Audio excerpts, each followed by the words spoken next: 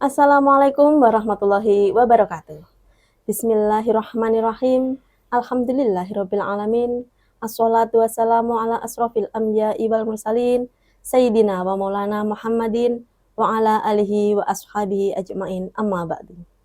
Selamat datang dan selamat bergabung kembali pada kanal YouTube Kantor Kementerian Agama Kabupaten Blitar. Kami hadir untuk menyajikan informasi, edukasi, dan inspirasi tentang pendidikan agama dan keagamaan bagi seluruh masyarakat dimanapun Anda berada.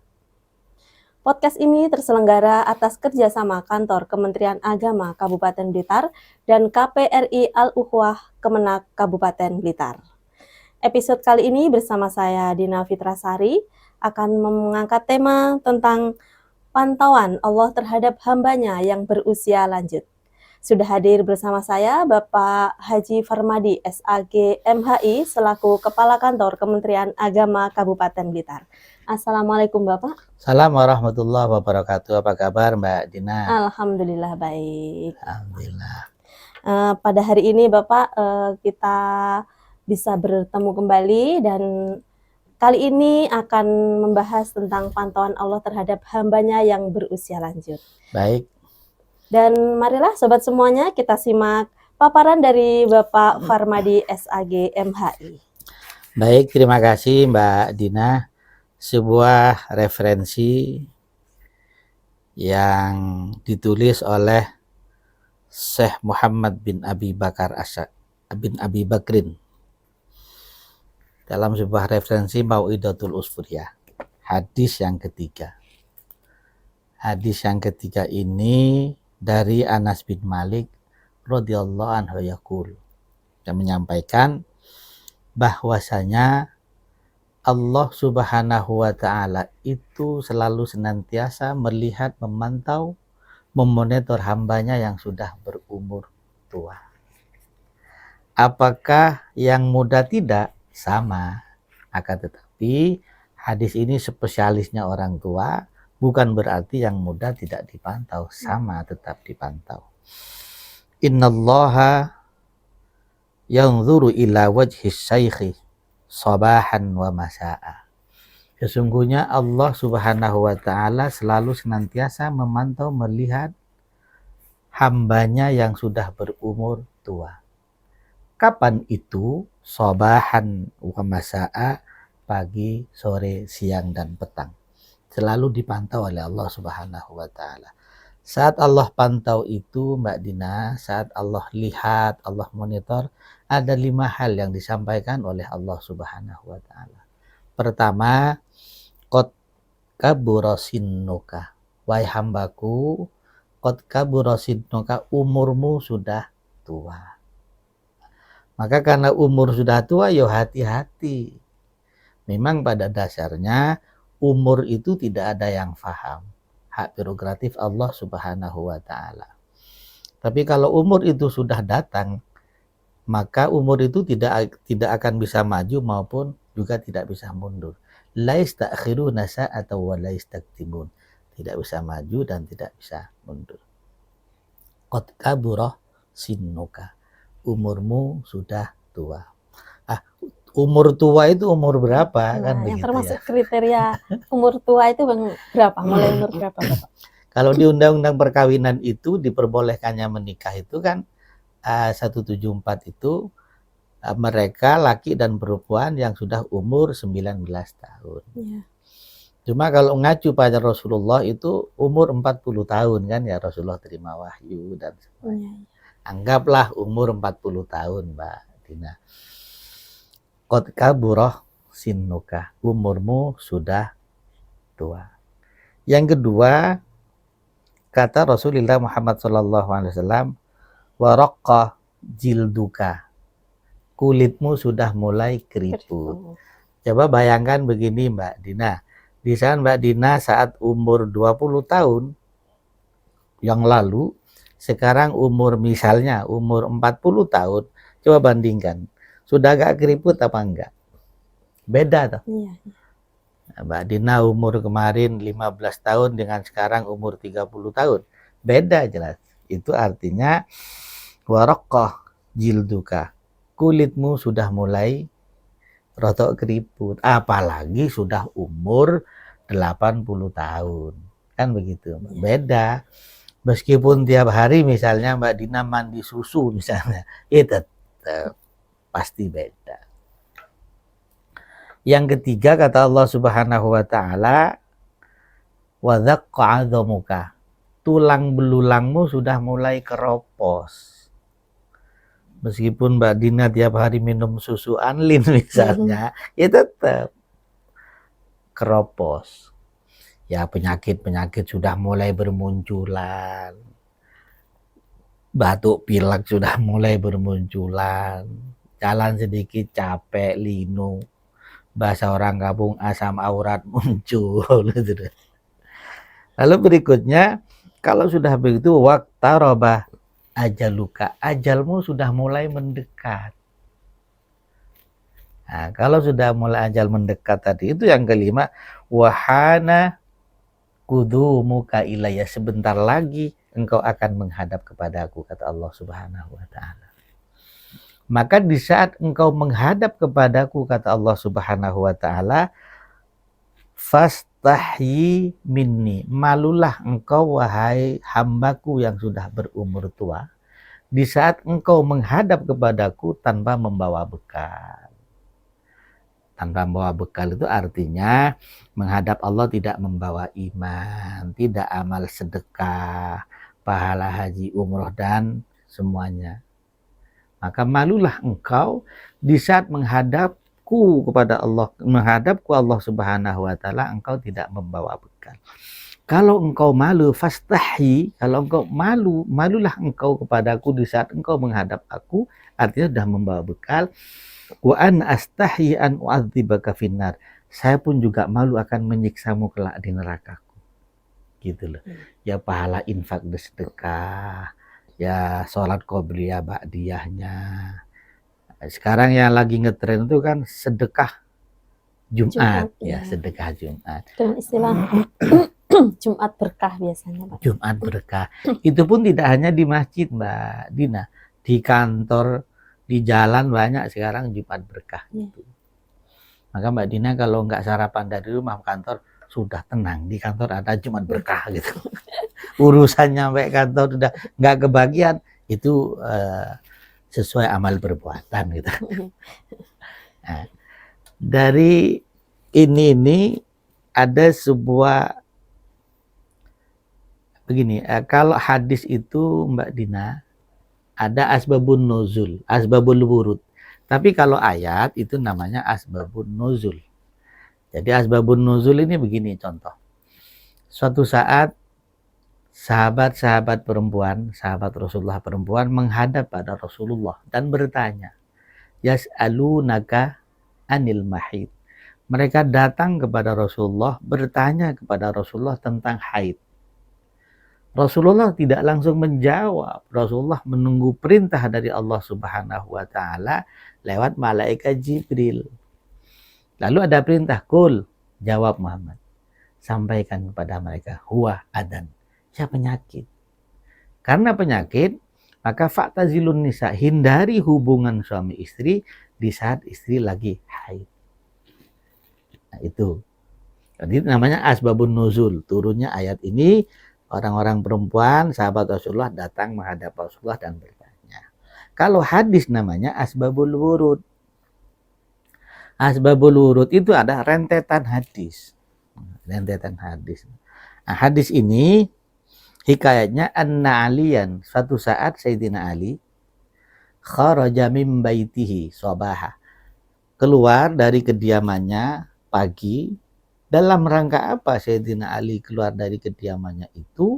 Dalam rangka ingin menunaikan ibadah sholat subuh berjamaah bersama Rasulullah di Madinah. Karena Sayyidina Ali takut ketinggalan sholat subuh berjamaah bersama Rasulullah, asra amasyahu. Jadi langkahnya dipercepat. Gaspol kalau bahasa anak kita sekarang ya. Gaspol.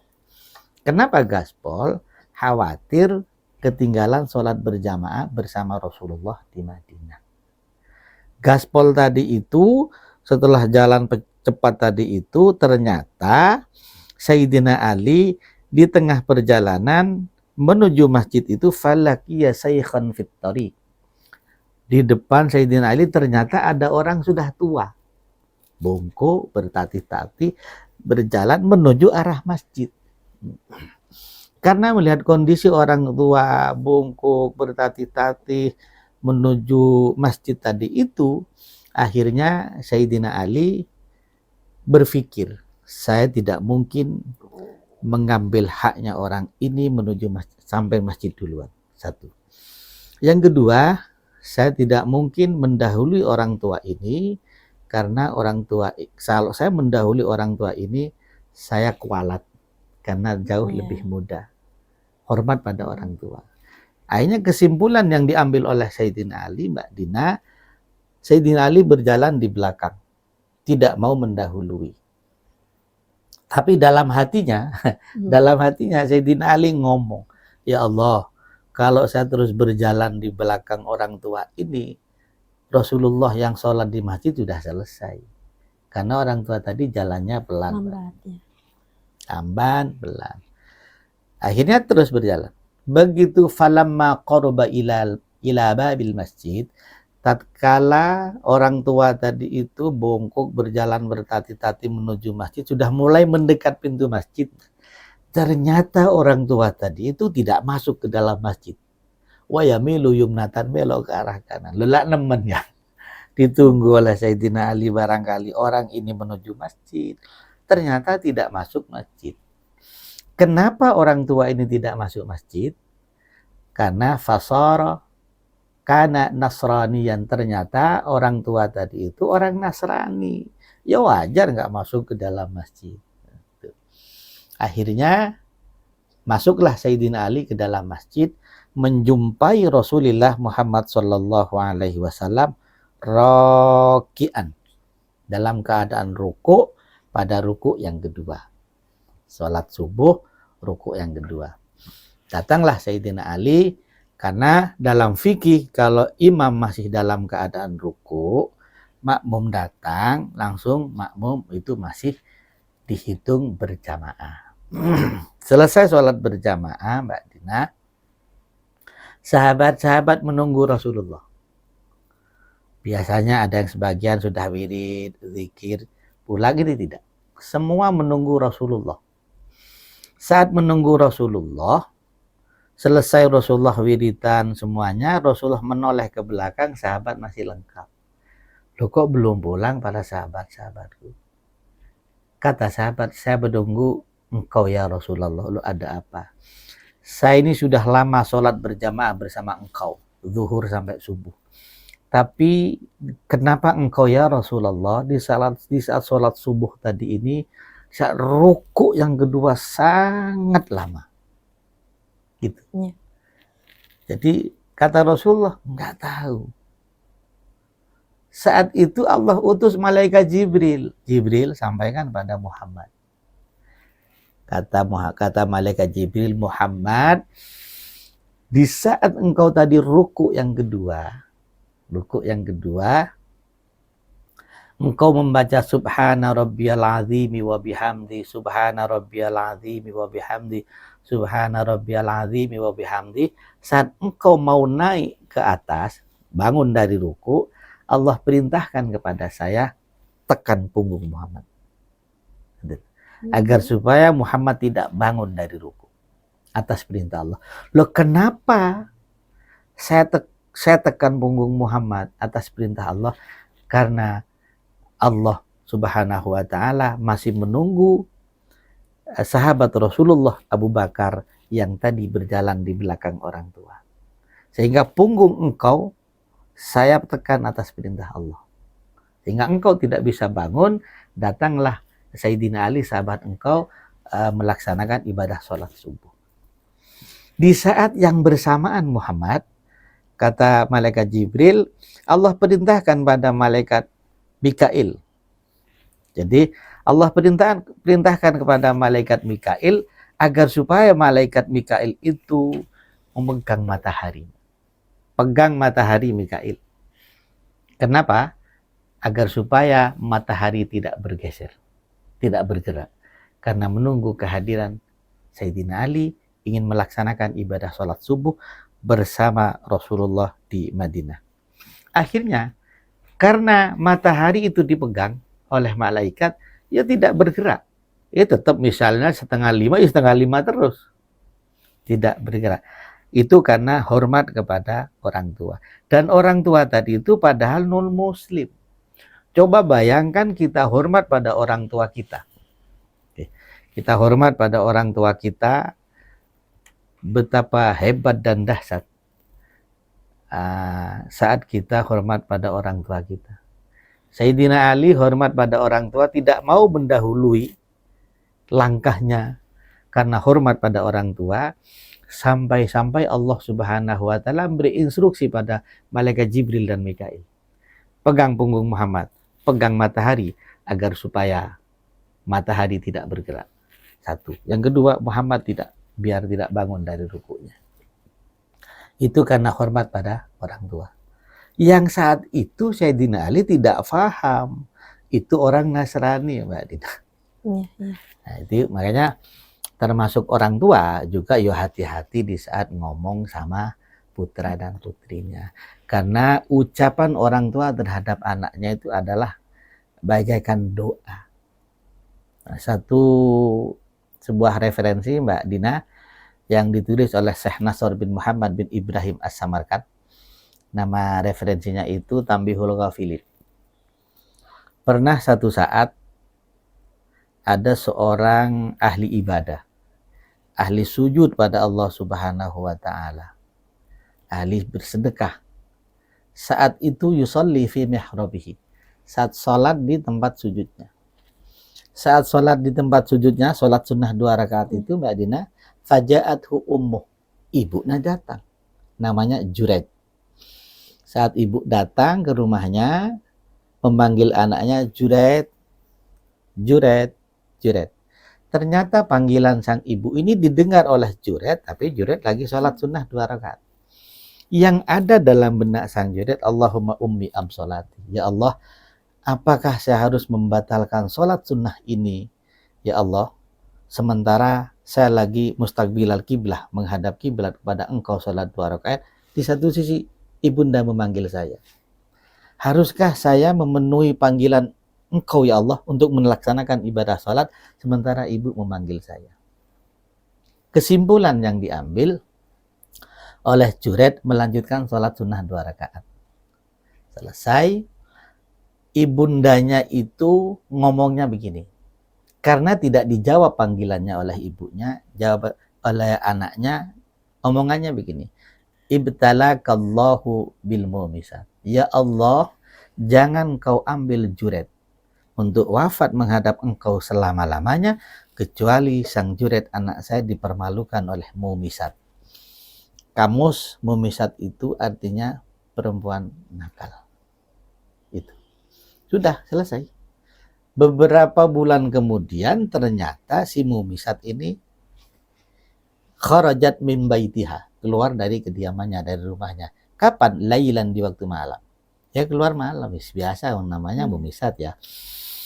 Ternyata di saat keluar malam Mbak Dina, si mumisat ini bertemu dengan seseorang pengembala kambing, terjadilah hubungan suami istri di luar nikah. Hubungan di luar nikah kan nggak boleh kecuali sudah ada ijab dan qabul. Nikah itu kata Profesor Dr. Wahab Az-Zuhaili dalam sebuah referensi fikihnya ialah aqdun yatadammanu ibahata wad'in bilafdil inkah wa taswid. Dua hamba Allah diperbolehkan melaksanakan hubungan suami istri setelah melaksanakan ijab dan qabul. Tentunya 5 rukun harus dikenal. Laki, calon manten laki, calon manten perempuan ya. Ada wali, ada Kawin mahar. ijab dan qabul nanti. Saksi, ijab dan qabul. Ini tidak. Saat hamil, Mbak. Di saat hamil, mumisat tadi itu keliling kampung. Keliling kampung menyampaikan bapak-bapak dan ibu-ibu, ketahuilah saat ini saya hamil. Perut saya besar ini akibat ulah sang Juret yang biasanya duduk di masjid, istirahat di masjid, baca Quran di masjid, iktikaf di masjid. Ini hasilnya. Hingga akhirnya satu saat berita ini sampailah kepada sang raja, Mbak Dina. Begitu sampai sang raja, kata si raja, biarin dulu menunggu anaknya lahir dari bundanya. Begitu lahir, perocot, sang Mumisat dipanggil oleh sang raja. Sama raja ditanya, wahai ibu, siapa ayah bayi ini? Siapa ayah anak ini? Dengan lantang, si Mumisat ini menjawab, ayahnya anak saya ini adalah Juret yang sukanya di masjid. Dengan lantang. Perintah sang raja, cari sang Juret, bawa ke sini untuk mempertanggungjawabkan pekerjaannya. Setelah dipanggil, Pak, di depan sang Juret, di depan jamaah yang lain, ditanya oleh raja, ibu, siapakah bapak anak ini? Dengan lantang, sang Mumisat tadi menjawab. Sang Mumisat menjawab, ayah anak ini yaitu Juret. Lalu sang Juret ngomong, tidak, saya tidak melaksanakan hubungan suami istri di luar nikah sama orang perempuan ini, si Mumisat. Dia bersumpah semuanya, tapi falam yusaddiquhu, mereka tidak percaya. Karena dengan lantang itu kok. Di saat sang Juret ini mau dihukum rajam karena melanggar aturan, dianggap melanggar aturan, yang terakhir sesaat sebelum dirajam begini, Mbak Dina. Radduni ila ummi. Wahai Tuan Raja, perkenankan saya bertemu dengan ibunda tercinta sebelum saya dihukum. Baik, boleh, tapi jangan terlalu lama, harus dikawal. Jangan-jangan lari, kan begitu. Akhirnya setelah bertemu dengan ibundanya, sang Juret ini mengatakan begini, ya ummah. Ummah itu panggilan sayang seorang anak pada ibundanya. Ya ummah, innaki qad da'autillaha ilayya. Sesungguhnya engkau beberapa bulan kemarin, wahai bunda, engkau berdoa kepada Allah tentang diriku, tentang diri saya, anaknya, putranya. Maka saat ini fastajaballahu du'aka, Allah mengijabahi doa engkau, doa ya ummi, doa engkau wahai ibu. Maka oleh sebab itu sebentar lagi saya mau dihukum rajam. Maka mohon saya kepada engkau, doakan saya, mohonkan ampun kepada Allah agar supaya hukuman rajam ini tidak terjadi, tidak menimpa pada diri saya. Sang ibu saat itu, Mbak Dina, menangis. Si anak bersimpuh di apa ini? Di apa? Paha. Di paha sang ibu, bersimpuh di paha sang ibu sambil meneteskan air mata. Tetesan air mata ini kena ke pipinya sang Juret anaknya. Minta ampun, ya Allah, ampuni saya ya Allah, ampuni Juret ya Allah, lengkap bla bla bla.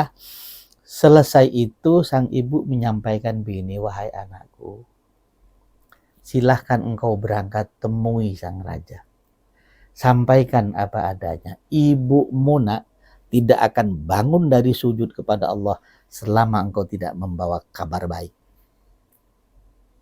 Ternyata hanya berbekal doa sang ibu, sang Juret berangkat di depan sang raja dan disaksikan oleh halayak banyak. Sang Juret nanya, mana anak kecil tadi? Anak kecil tadi itu, Mbak Dina, belum umur sehari penuh. Mana anak kecil tadi? Ternyata begitu anak itu sudah ada di depan, di hadapan sang Juret, al-ibham, jempol ini ditaruh di jidatnya. Lalu sang Juret mengatakan, ya gulam, kul man abuka. Nak, ngomong, siapa bapakmu? Ternyata dengan izin Allah, berbekal doa sang ibu tadi itu, anak kecil tadi berbicara, abi ra'iddo'an jadibal masjid.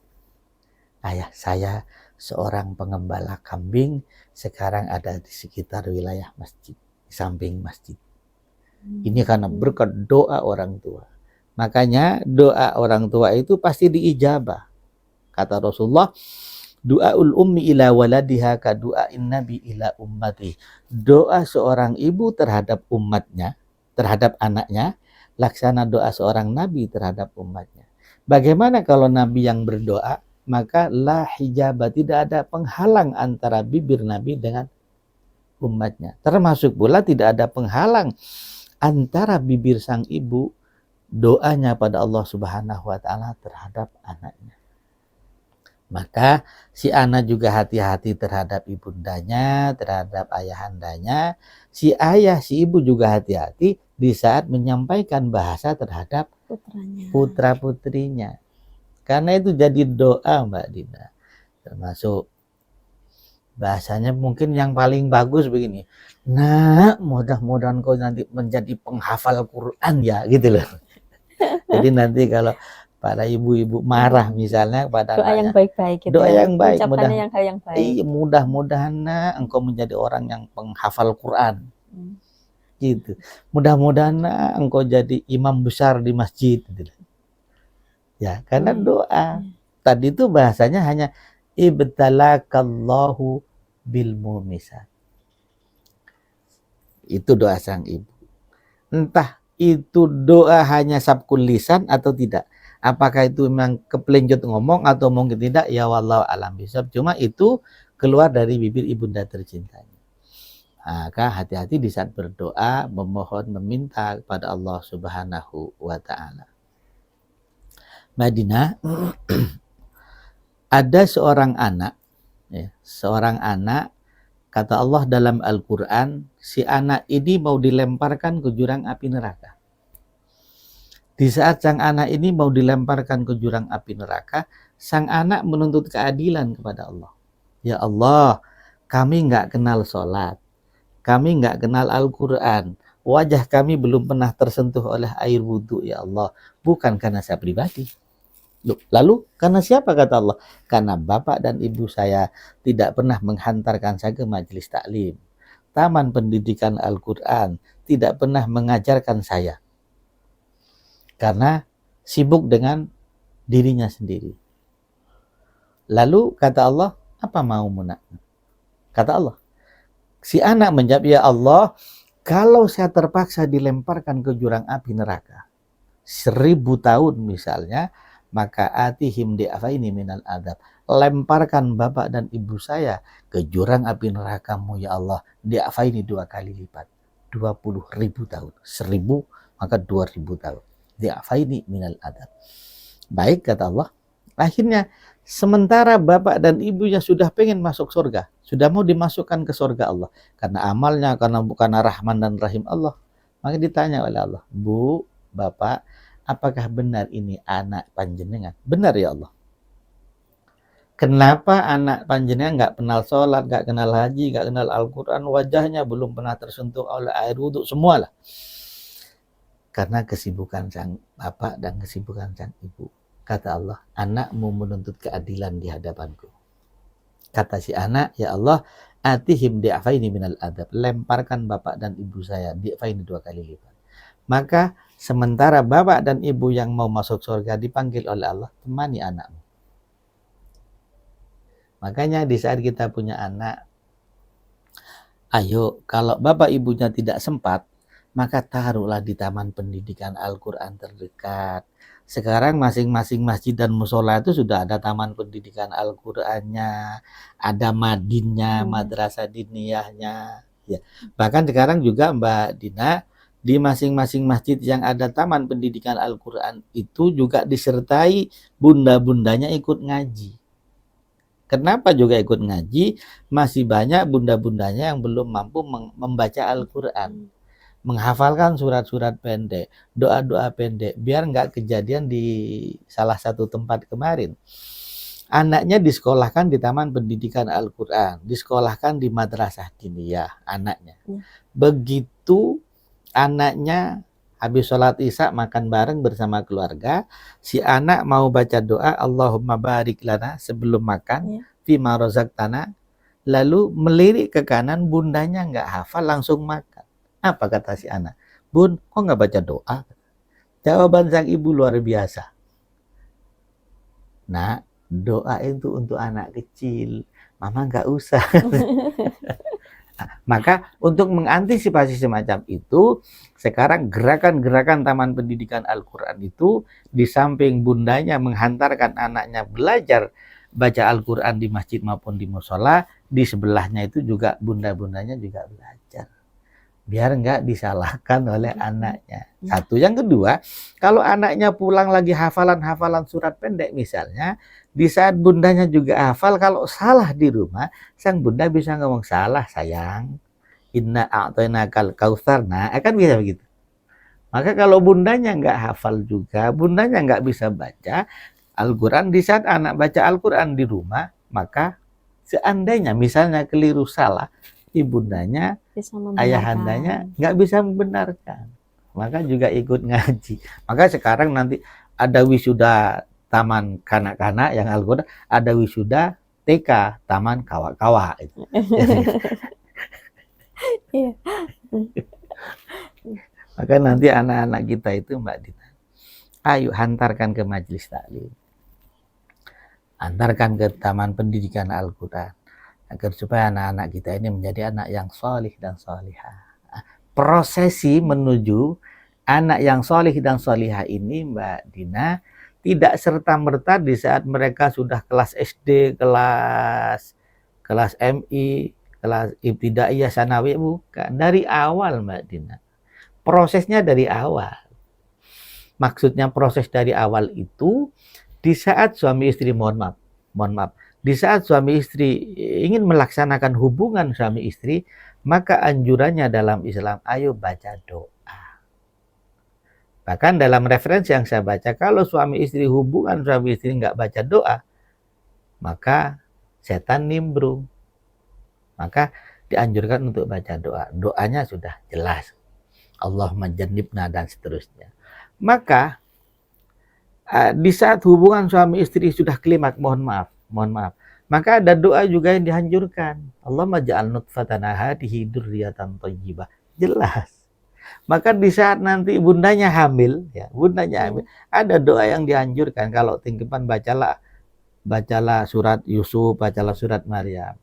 Bahkan dalam seminar kemarin, long live education, pendidikan sepanjang masa itu, menghadirkan dua ibu hamil.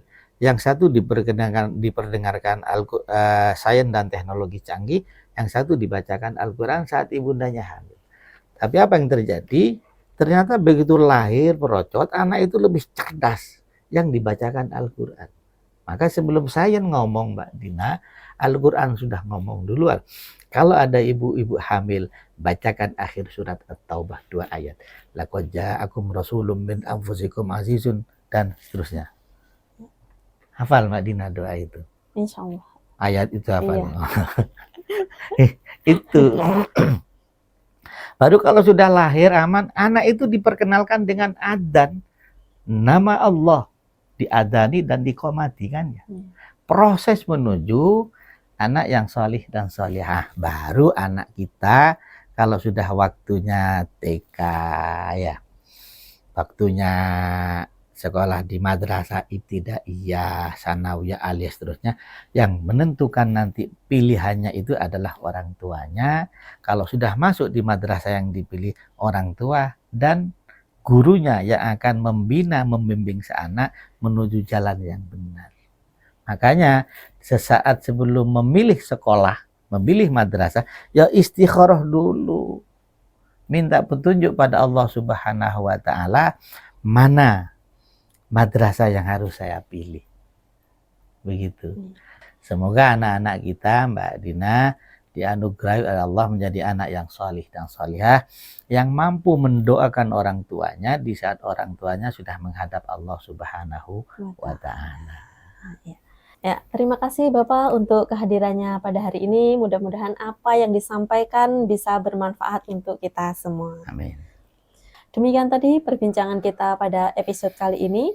Terima kasih yang telah menyaksikan video ini. Dan sobat-sobat Kemenak Blitar bisa menyimak video-video lain di kanal YouTube kami dan menghubungi media sosial kantor Kementerian Agama Kabupaten Blitar lainnya. Jangan lupa untuk subscribe, like, komen, dan share. Saya Dina Fitrasari bersama narasumber kita pada hari ini. Izin undur diri, sampai jumpa di lain kesempatan. Wassalamualaikum warahmatullahi wabarakatuh. Salam.